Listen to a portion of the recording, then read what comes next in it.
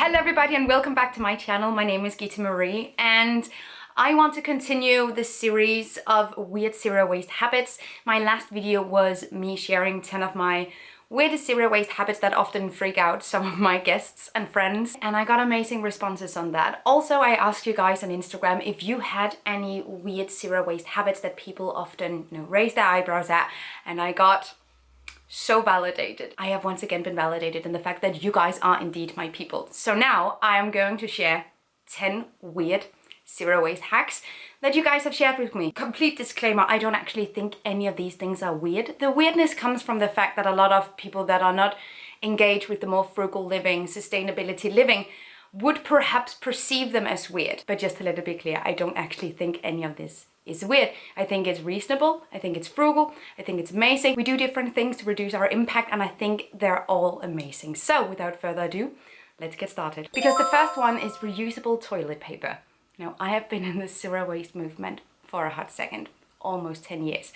And this is something I see resurface over and over again. Some households love it and swear by it, and others couldn't imagine doing this. I haven't done this personally. I understand the appeal, but I think I belong in the category of this is just too much. I absolutely adore a good bidet, and you can find disposable toilet paper that have lower impacts than conventional options. If you want to do reusable toilet paper, go for it. It's not one of those things I do. I've been in some households where they have it, but I haven't tried it in my own household, so I also can't speak from that perspective. I have the utmost respect for anyone who does this. I don't think I could. However, this next one I can absolutely do, and I do all the time. A lot of you guys commented that you tend to pick up trash on the street if you see it. Some of you guys are also on the pick up 3, which just means that you pick up 3 pieces of trash every day. I think this is amazing. I think everyone should be doing this. I think this takes nothing out of your day. It requires nothing from you, and I think imagine if everyone did this. That would be amazing. I would love to see that. But to some people, it challenges or opens up the discussion of who trash belongs to. One of the things that I've heard the most often in terms of sort of critical reactions when I have picked up trash is like, why are you doing that? You didn't put it there. It's not your problem. Well, it is my problem because it's everybody's problem. Trash is this weird category in our society where we all own it, and at the same time, none of us take responsibility for it, not proper. Anyway, trash is everyone's problem, and whoever put it there, that's not the important part. The important part is that it's removed, and I think it's amazing, and more people should be doing this. Now, I don't have a dog anymore, but when I did, I can definitely relate. I got a lot of entries that was poop related, or like dog poop related. So some people said that they don't use dog waste bags, they just use a big leaf, and then they pick up the dog's poop with the leaf. I assume you have a smaller dog. I would hate to see this with a Grand Danois. But you would need like a banana leaf anyway. And some people are saying that they use the same plastic poop bag for multiple poops. Whatever works for you, I think it's great. I have been through the ringer with Molly. If you remember on my channel, Moles, we went for a lot of walks and I have done all these things. Any kind of trying to reduce the waste from picking up poops. I've also saved plastic bags from other situations where they have been unavoidable, accumulated, and then I could use those bags as poop bags as well. I feel like a lot of dog owners trying to reduce their waste will become very, very creative with how to pick up these poops. I salute you. This is something I actually didn't think about, but it's absolutely brilliant and it's really frugal as well. So one of you told me that you're using clothing tags as bookmarks. So when you buy a new piece of clothing or even a piece in the thrift store, there will often be like a price tag. And sometimes also in some of my thrift stores, the price tag is like this big. So it's kind of sizable. Those you can absolutely use as bookmarks. You can even use the smaller ones, just pop them inside your book. This is a really good idea. I'm definitely going to do that from now on. Now, I am a fan of bringing any kind of leftover food from the restaurant to have later. Any kind of doggy bag situation, I often have my own little solid reusable container so I can take my leftovers home with me. And one of you guys said that you always bring the leftover bread in your bag, just dump it straight down into the bag just to snack on later, and it's the purest and most real thing I've ever read in my entire life. I would love to show you the actual entries that you guys wrote. The thing is, they were on my phone, and yesterday I dropped my phone into the ocean. So that's gone. And yes, my first reaction was 100%, I littered. I littered! Don't even get me started on how fucking furious I'm about it. Anyway, that's why I can't show you the actual entries, and I guess you'll just have to trust that I remember these entries somewhat precisely. This is not so much a habit as it is just an absolutely relatable situation. So when you bring reusables everywhere with you, specifically so plates, cups, and cutlery, I had someone say, and I just felt this in my bones, you bring your cutlery, like your reusable spoon, somewhere, and then you put it in your bag afterwards and you just forget about it. So you end up running around with a bag that has a dirty disposable spoon or like a dirty disposable piece of cutlery, and I can just heavily relate to that. I have at several occasions reused a dirty spoon without washing it because it was in my bag, and then it was just in my bag for so long that I thought, now we are on the other side of dirty. It must be clean now. And seeing that other people forget their disposables in their bag and just like keep it there. Thank you. Now in the last weird zero waste habits video, I shared that I take my small soap scraps and then I remelt them once I have enough into a solid piece of new soap. And I got a lot of additional soap hacks, and some of them I would love to share with you. First of all, the easiest one, you have your new soap, then you take your smallest soap scrap and you just mash it together.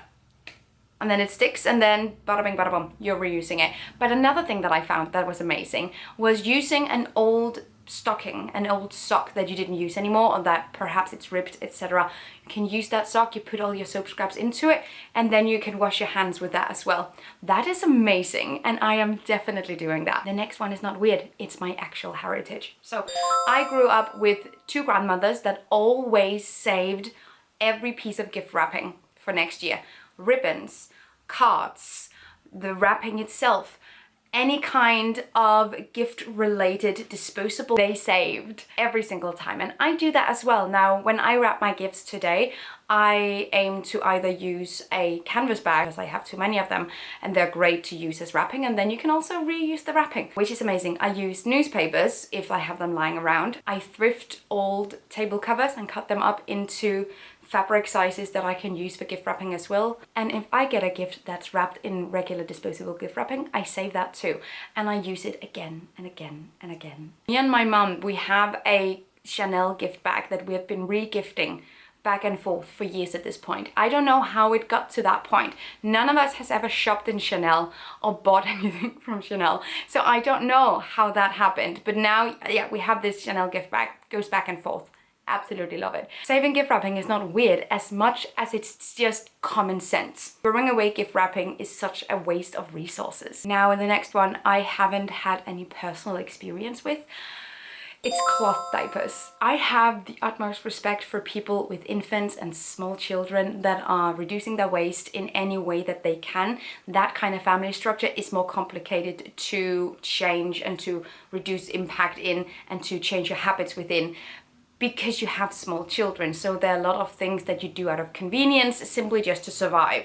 I haven't experienced that on my own body, but I have friends with kids, and it seems very difficult to even change small things in your everyday life. It can be quite hectic. So I have the utmost respect for anyone changing to cloth diapers. That is amazing, and we absolutely salute you. And the next one also just hit me right in my feelings, because oh my god, I've been this person so many times, and I will gladly and proudly be that person again. So one of the entries that I got was that some of you guys, when you're at a party, you gather, when the party is over, you gather all the plastic cups, take them home, and make sure that they're recycled. I absolutely fucking love to see it. That is amazing. No, but that is so nice. And I have this deep sense of appreciation and love for any kind of person who maintains their values even in social settings, who keep the same standard, the same bar for how we use materials and how we recycle and how we reuse, even in social situations, because that can be, for some people, I completely understand, quite intimidating. You don't want to be that person, but I love to be that person. I am that person. I have to be that person. Otherwise, I'll think about these plastic cups for ages and ages afterwards, just like, oh, it would take me 10 seconds and no one would fucking care about it. I might as well just have done it. I love that we can inspire each other to be this person more, because this is absolutely, yeah, these were 10 weird zero waste habits. Or how weird were they really?